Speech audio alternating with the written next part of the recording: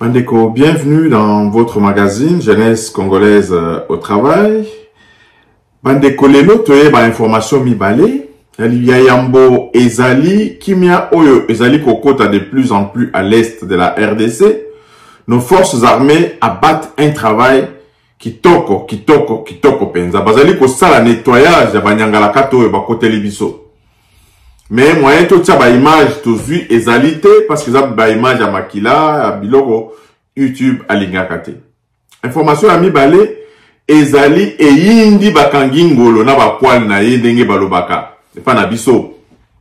Awa na Canada ezali koyinda.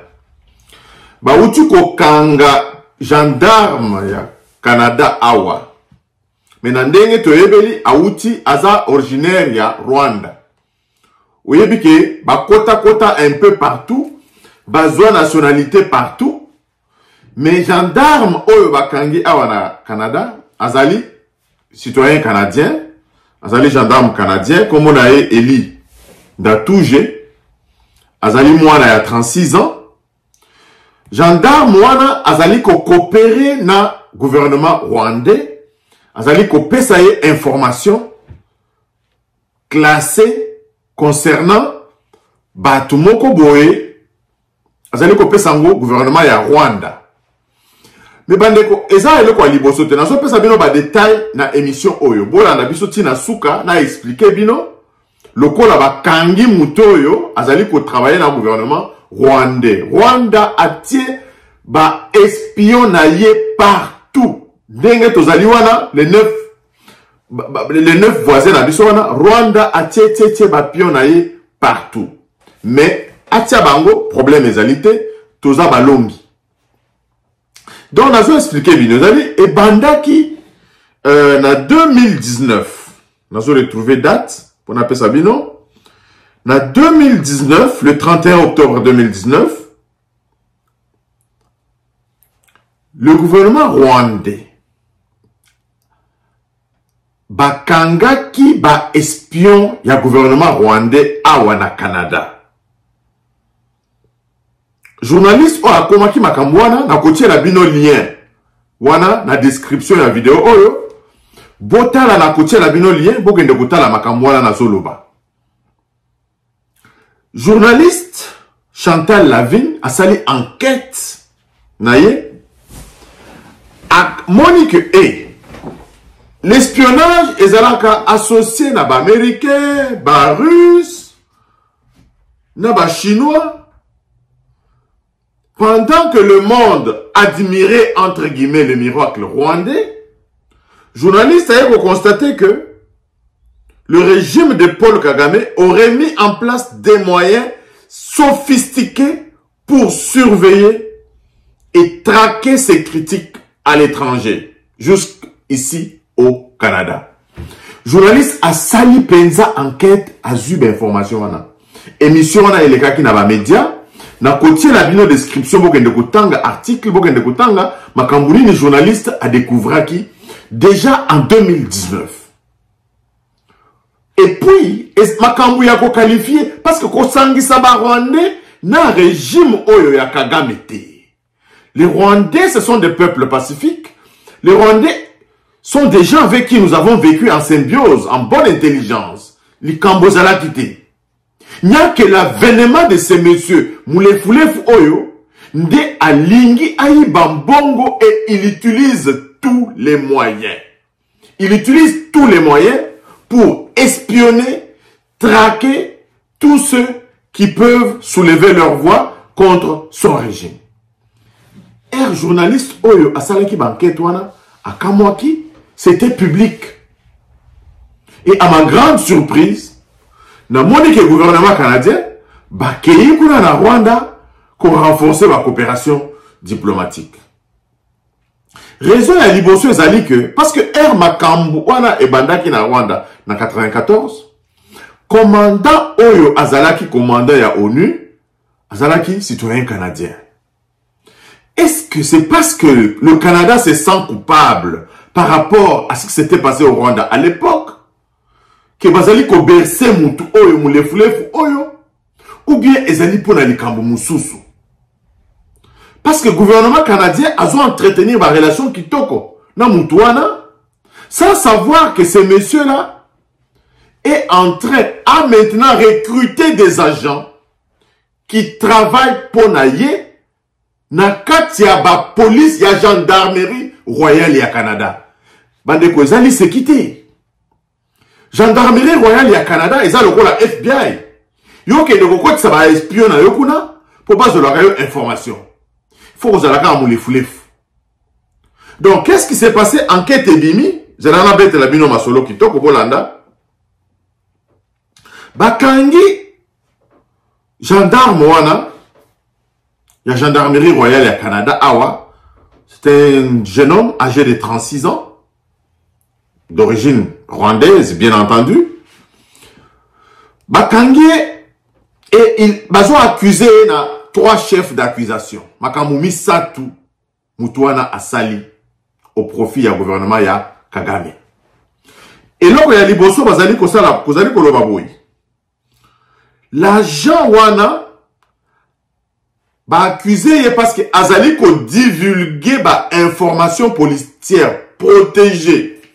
Il y a gouvernement ya Canada au gouvernement rwandais.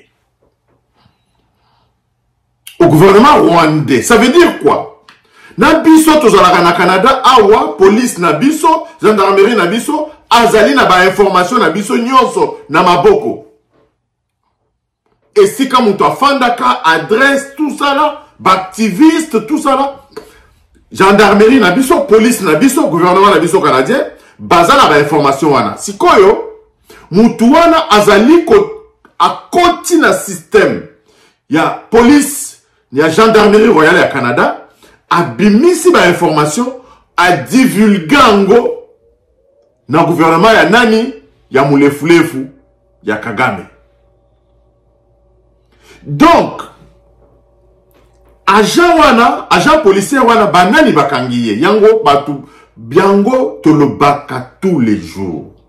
Pour Namboka Nabiso, président Nabiso, et Sengeli a renforcé ba service, il y a inspection.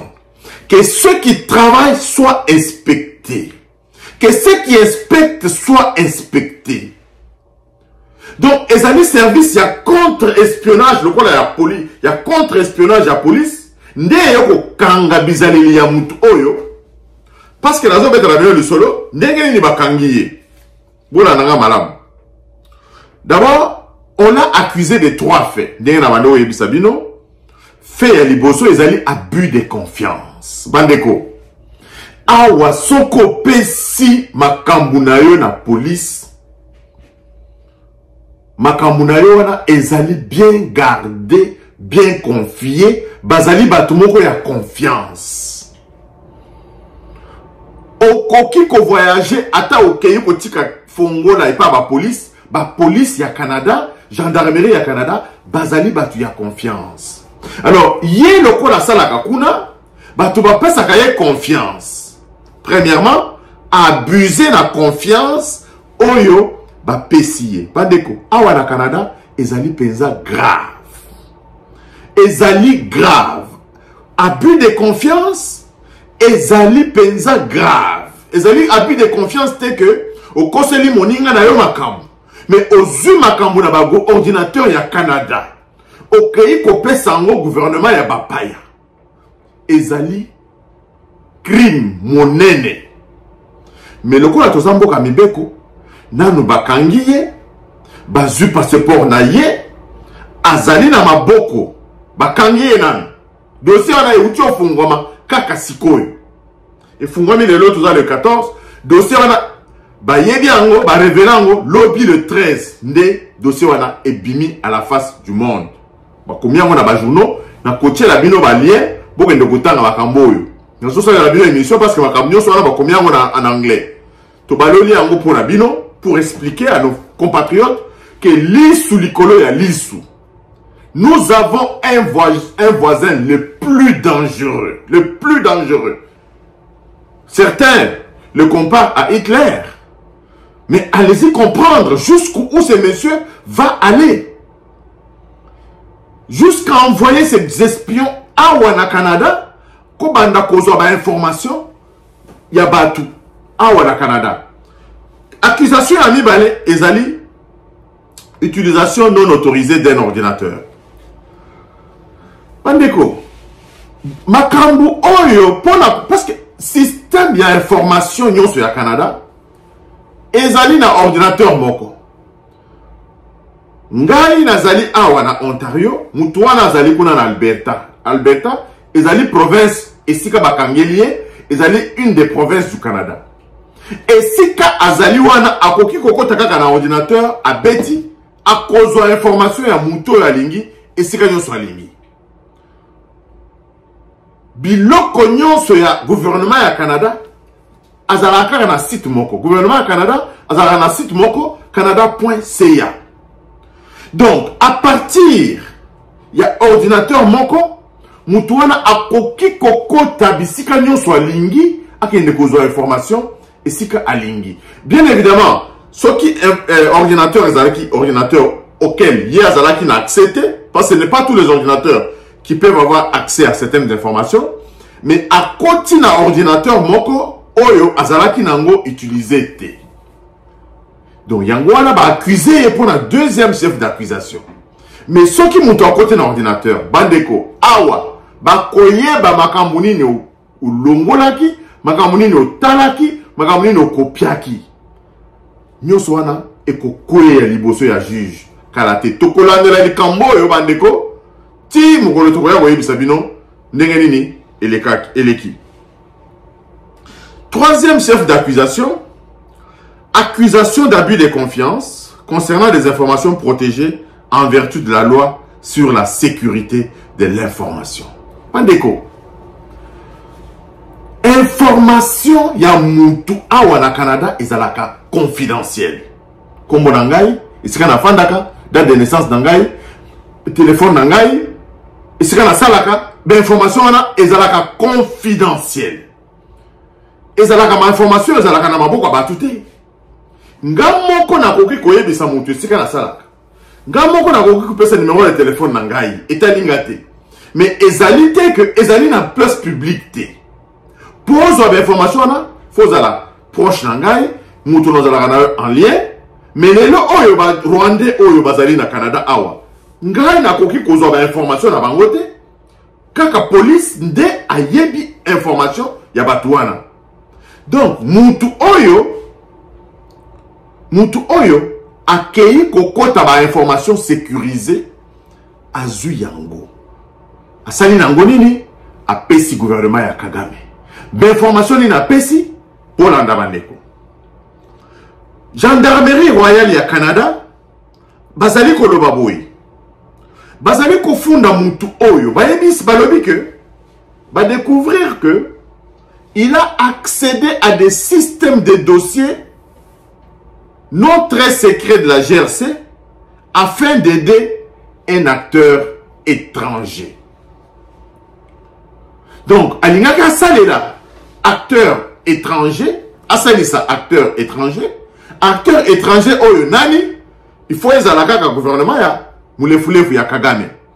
Donc à côté la ordinateur wana azui ba information à PC ango parce qu'alingaka salisa acteur étranger wana. Moni makambo tozali koloba des pères et des mères. Il y a des postes bandeko et sengeli kopesa mutu nyonso te. Il y a des postes et sengeli kopesa mutu nyonso te. Et il y a des choses, il faut ezonga. Batoyo bazali contre peine de mort. Bala kisabiso ndenge nini mutu akobanda kozala loyal na kati ya mboka na ye. Parce que Canada oyo ngai na uti Congo. Bandeko na koki ko trahir Canada ata mokoti mukete parce que Canada oyo de leisaka ngai, de tangisaka ngai et koma mboka na ngai ya mibale. Soki na moni na bandi ko trahir Canada, malamu na longwa Canada na kende na Congo. Na koki ko zala na Congo te et en même temps nazali ko trahir mboka oyo et leisaka ngai et tangisaka ngai, mboka oyo esali ke nazala oyo nga nazali na ya ko trahir yango. Batu boni bazala loyauté ya bongo. bato ebele bazalaka na loyauté ebele te. Loyauté na bango ezalaka partager. Nalingi mboka na ngai esika na botama mabele na ngai mabele bakoko na biso. Lelo oyo nakomi canadien nakoki ko trahir canadien et Canada te au détriment ya mboka na ngai.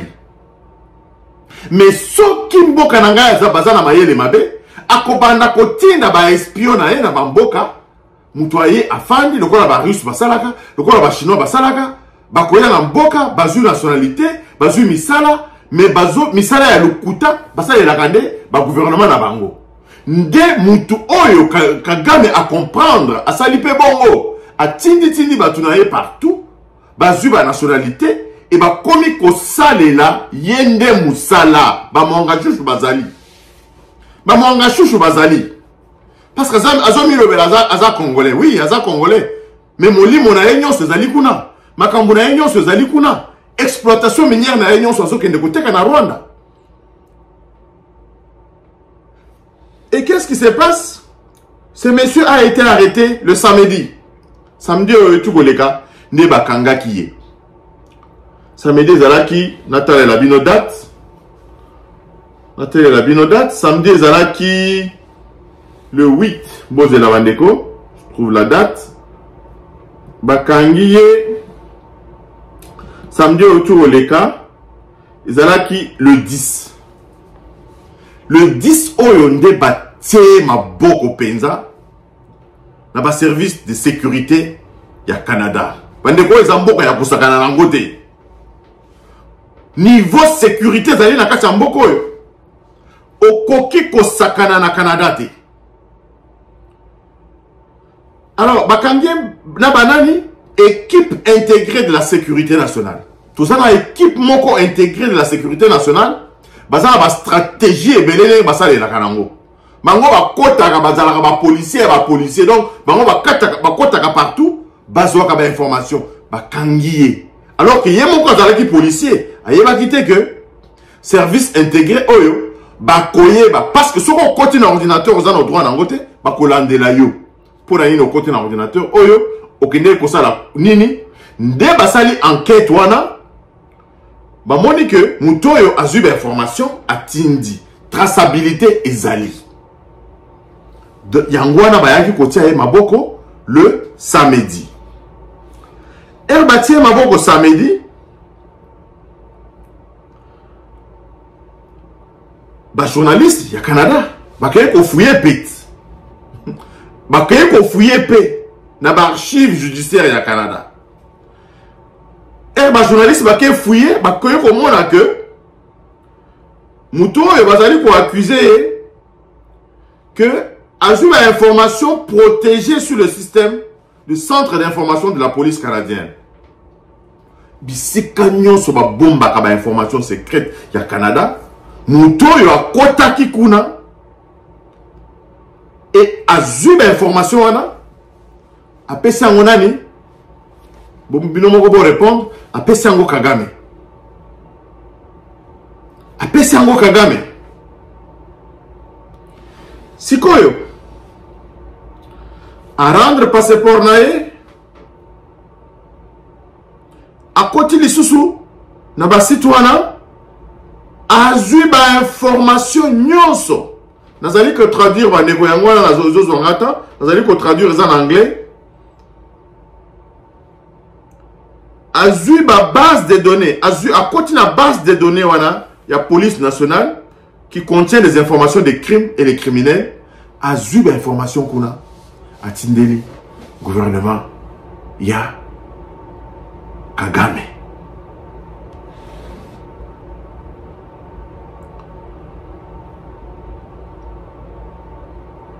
Selon le site web, système et si comme muto ya kota kiwana ezali CIPC et reliaka ba partenaire ya justice pénale et l'application de la loi partout au Canada et à l'étranger. Donc c'est sûr que muto va confier qui mission pour avoir des informations moko boye. Mais pour la cause des informations moko boye, Kagame azana ambassade na ye awa comme azana ye muyibi ya kala akoki koleka na voie officielle te parce que ayebi que gouvernement canadien akopesa ye ba information wana te. Yango aluki agent o Chishi Tidjadja Lukunde, Tidjumunde Mwa Lukunde. Il a compris qu'il faut akotisa Chishi Nakacha Lukunde. Akotisi penza mutwana. Eza makambo alelo te. Akotisi bandaka la kwa yebige jour moko nakozala besoin mutwana. Chishi Tidjadja Lukunde. Donc mutoyo akoti na système azui ba information yon swana akei kopé sango na Kagame. Comme il n'y a pas de crime parfait, on toza na bamboka moko okoki ko sala crime parfait te, on a sali ba komona yote te, eza Canada te. Eza Canada te. Kende ko sakana ndenge bozali ko sakana na Afrique wana, mais awa na poto ba ko tia bino maboko. L'agent de première ligne est accusé d'avoir commis les infractions présumées le 23 avril 2022.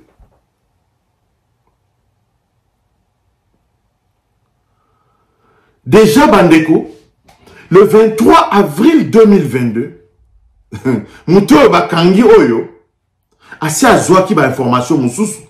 Azalaki na ba dossier mususu déjà la justice. Donc, li sous likolo ya li sous ndenge tozali koyebisa bandeko na bino, bandeko na biso, batalaka na balabala na biso, to miyebi, to fongola misu, to zalaka kidiba te. To zala bato to yebite bazala ba quartier na biso. Moutou oyo depuis le 23 avril 2022, batia qui est déjà ka, bakanga qui est déjà. Alors, qu'est-ce qui s'est passé? Il avait été libéré sous certaines conditions.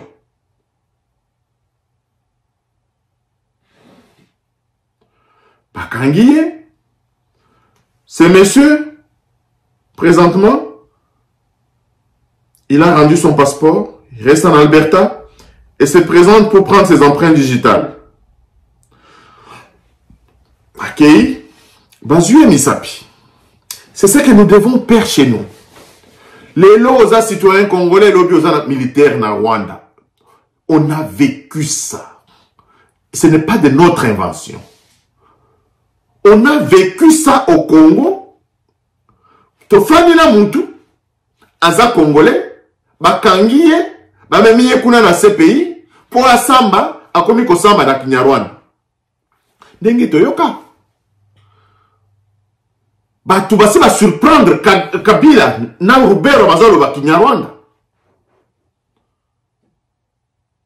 Donc, Batuana, Mutuana, qu'est-ce qui se passe? Après avoir pris connaissance de l'atteinte présumée à la sécurité, notre gendarmerie nationale, la GRC, Gendarmerie royale du Canada, top de top ya sécurité à Canada, Bazuli Kambo na Maboko, Bazali Kolandela, mais Bazali ko affirmer que ils ont tout mis en œuvre des mesures pour surveiller, atténuer et gérer toute autre divulgation non autorisée et assurer le maintien de la sécurité publique tout au long du déroulement de l'enquête. Bandeko, Oyezambo Yakobangate. Gouvernement indien basali bêtise moko. Eza ya kobeba. Batindi batu awa na Canada, baye ko boma un opposant indien awa na Canada. Mais eindeli bango. Indien na Canada lelo ezali ya kobeba. Dès que service et renseignement à Canada était au courant, ils ont informé le premier ministre canadien. Mbala Moko, il a accusé, il a informé au Parlement, on a accusé l'Inde. Alors que le Canada a beaucoup d'intérêts économiques avec l'Inde. Mais le Canada, c'est un pays puissant, c'est un pays fort, c'est un pays riche. Il ne dépend pas seulement de coopération bilatérale, na Inde. On a dénoncé. Okokikoya, mboka mupaya, okokikoya awate koboma mutu. Même si c'est un citoyen indien, à partir du moment où chaque commis citoyen canadien, il est sous la protection du gouvernement canadien. Et Côté wana bandeko, Canada na biso asaka na kate. Ezamboka ya sécurité, ezamboka ya elengi. Okoki koya kosala buzoba oyo, ozosala na est ya Congo wana te. Buzoba oyo ezali kosalema na est ya Congo, c'est parce que ezali entretenu depuis de longues années. Ils ont fait le matelas de leurs bêtises. Ils ont infiltré notre armée. Ils n'ont pas construit des routes. Ils ont paupérisé la population parce que bayebiki bazana misala mabe bakobanda kosala na kati ya mboka na biso. Mais Kagame va plus loin. Mutu wana azali na suka na ye. Azali na suka. Alors, pour revenir à notre dossier, la gendarmerie royale du Canada, selon les journalistes Nabiso, Koti Bango, Tuni Bango, Balobi, bazo s'engager. Kaka ndenge balobi wana ndeba kosalela. Bandeko, oyo ezali mboka te ke okoki ko corrompre mutu. Non. Tu peux corrompre l'individu. L'individu peut trahir, mais pas kotia e maboko tôt ou tard. Parce que le système de surveillance est tel que ata ozali mokonzi à service, tu ne peux pas trahir. Okoki kobimisa ba information te mon modèle olingi. Oyo ezali mboka ya mibeko. Oyo ezali mboka ya mibeko.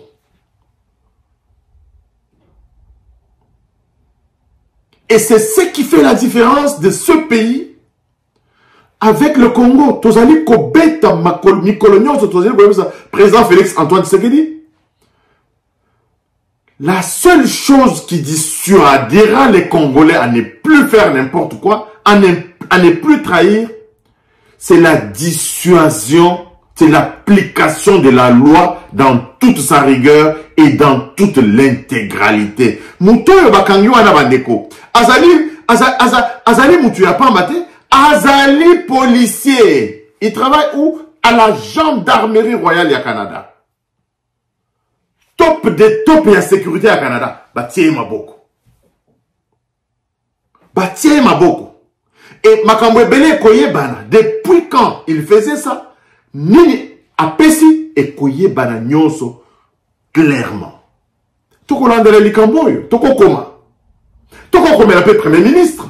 Toko tali saye tala muntu oyo bino bozali kopakola mafuta. Tala makambo azali kosala kuna na est. Bozali kondimate. Tala makambo akomi kosala awa na Canada. Mais awa, le coup ezambo kamibeko, makambo mutuana asali, jusqu'à preuve du contraire, azali naye innocent. Azali naye innocent. Oyo nyonso na tangeli bino oyo, ezali ba accusation. Mutua ko bimisa.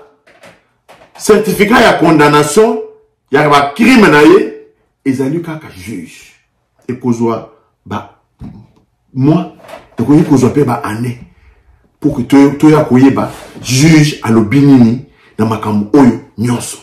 Loko la justice na biso esengeli et que c'est la justice ya kotoyo. Justice ya kotoyo ezali un peu comme ezali accusatoire penzate parce que c'est le procureur qui doit chercher des preuves de son accusation. Donc, procureur, a kosangi saba dossier, ou tout en bas kaja dossier yon siaka le manak. Ou péché juge tangil, towe au boulot. Donc, qu'est-ce qui se passe? L'enquête se poursuit selon la gendarmerie royale du Canada. Et s'il y a noté, bande ko boze là bas épisode nous sous zali koya. Nous toko fongola mato il ko la balape. Dossier oyo toko lande langoti na suka poto yebi sabino makamunini ezali kolekana. Mutoyo bakangi a jokende ko comparaître les sous et pas Nzuzi le 11 mars oyo ezali koya. Toko lande la mikamboyo soki makamwa misala te même bele tokeiti na tribunal kuna to voyager. Alberta c'est à 6 heures de là où combien d'heures à peu près de là où on a fait Dakar? Par avion, c'est à peu près 6 heures. Par avion. Na kozo avion. Na kende. Koyo kamu. Makambo ezole kanandengeni.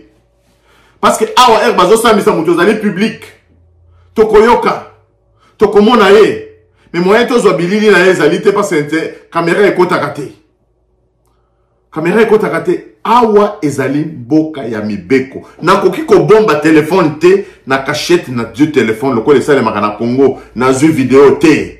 Awa soki ba bi téléphone ekotaka te, téléphone ekokota te. Soki ekoti téléphone o zu vidéo bakangio yo moko kaka.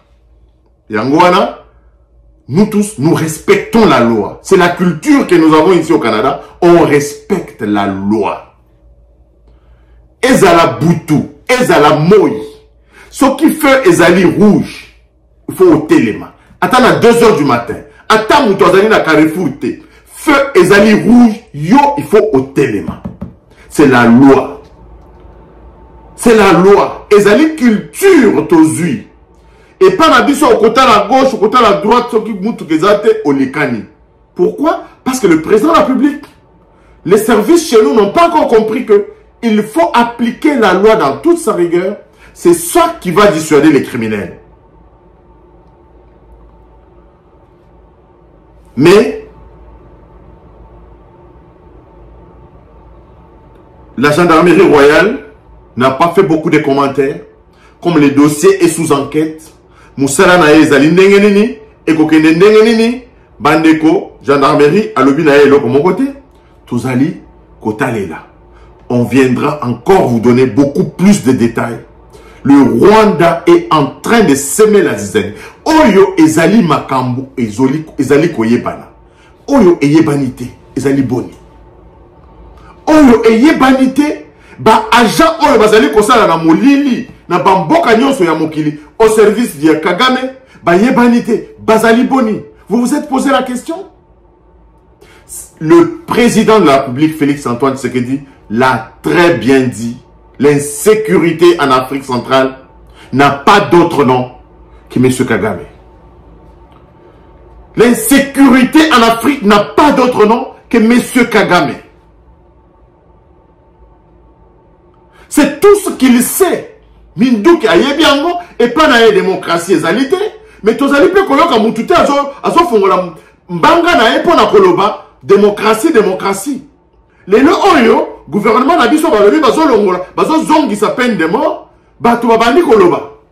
Bokende kuna na Rwanda bokende koloba. Tout le monde a peur. Awa na Canada, on comprend que le kola mutuana zalaki Roméo Dallaire Azalaki, général il y a ONU au moment du génocide. Est-ce qu'il se sent coupable? Il y a un gouvernement rwandais, gouvernement canadien, Apakolara Kagame Mafuta, Toyebite. Nous tous, on a compati à ce qui est arrivé au Rwanda en 94. Sokozali Moutou Penza, Namaïna Makila, tu ne peux aucunement applaudir pour ce qui s'est passé dans ce pays-là. Mais ce que Kagame a fait chez nous est plus que les génocides qu'ils ont fait au Rwanda. Évidemment, les crimes restent des crimes. Moyen de comparer les crimes et les égalités. Mais les morts au Canada et les morts au Congo sont comptés au-delà de 12 millions de morts. Et personne n'en parle. Les Oyo. On essaie de vous faire voir. Ce n'est pas que Tozali Koluka. Batubaya Kobundela Biso. Non. Nous sommes signataires des accords internationaux. Parce que nous sommes des hommes civilisés. Nous croyons à un monde des hommes civilisés. C'est pourquoi nous pensons que là où il y a des hommes civilisés, Tozali pe na modèle na biso, il y a qu'à régler les problèmes par le dialogue. Bitumbate. Bitumbate. Mais lilo oyo to lali to la muki batu ba bomi kuna na est. To lali to la muki ba bomi kuna na est. Nani? Un certain Kagame. Au nom de quoi? Au nom de cette protection qu'il a. Il collait à génocide au Rwanda. Tout le monde a fermé les yeux. Tout le monde a compati. Et il en a profité. Et Bandeko, c'est injuste. C'est injuste. Ngai na comme le premier ministre canadien. Na comédie na tweet na ye. Pourquoi ce silence? Notre prochaine émission, Bandeko, tokope sabino ba adresse, na ba email, na ba tweet, ya ba autorité politique nyonso, ya Amérique, ya Europe, ya Canada, bokome na bango. Bokome na bango, batangaka. Basa la kola ya biso te ba autorité na biso des fois batangaka te, mais awa ba autorité ya bamboka oyo, ya ba paya oyo, batangaka. Na koluke la bino ba adresse, ba Twitter, ba oyo baza na Twitter, ba kokomela bango na Twitter. Bango baza na TikTok, boko komela bango na TikTok. Bango baza na Facebook, boko komela bango. Bango baza na email, na kopesa bino ba email, boko komela ba autorité oyo. Parce que nous sommes fatigués. Nous sommes fatigués. Dans toutes les familles congolaises, il y a au moins une famille qui pleure. Bandeko, 12 millions de morts, et c'est une population, il y a un pays entier. Brazzaville, 3 millions, 4 millions d'habitants. Tous les pays Congo-Brazzaville. Mais et pas la biso babomi, 13 millions d'habitants. C'est comme si babomi 5 fois Brazzaville. Mboka la Brazzaville, babomi batu nyonso. C'est ici. Avez-vous déjà imaginé le degré de criminalité Yamout Oyo? Encore une fois, Bandeko, c'est vrai, nous parlons, nous n'allons plus nous taire. Nous n'allons plus nous taire. Je pense que notre silence, on pensait que ça pouvait parler, ça pouvait édifier les hommes civilisés. J'invite vraiment les pays civilisés, les pays africains, battez les mains contre ce mal du siècle qui est M. Kagame. Nako, pesa bino d'informations concernant Makambo Oyo, na Mikolo Ekoya. Le 11 mars, Azaliko Samba, Azaliko Kende Samba Lisusu, sort na ye kozala nini, restez branchés à notre chaîne, abonnez-vous massivement, partagez nos vidéos et tokutani mbalasima. Bye bye. Ouais, Babi a aussi information, tout est juste, tout est clair. Jeunesse congolaise au travail, il y a grand prêtre responsable, Pierre Moulumba. Oh, chene kitoko na hataya, pa bebe nzambeya. Imanje kitoko na forme ya Congo. Basa kolanda, shebango basalirie. Ye, lalele, boloke na leli. Nzambe abatela yo e. Pierre Moulumba na ebio, koko mako oko. Wereus.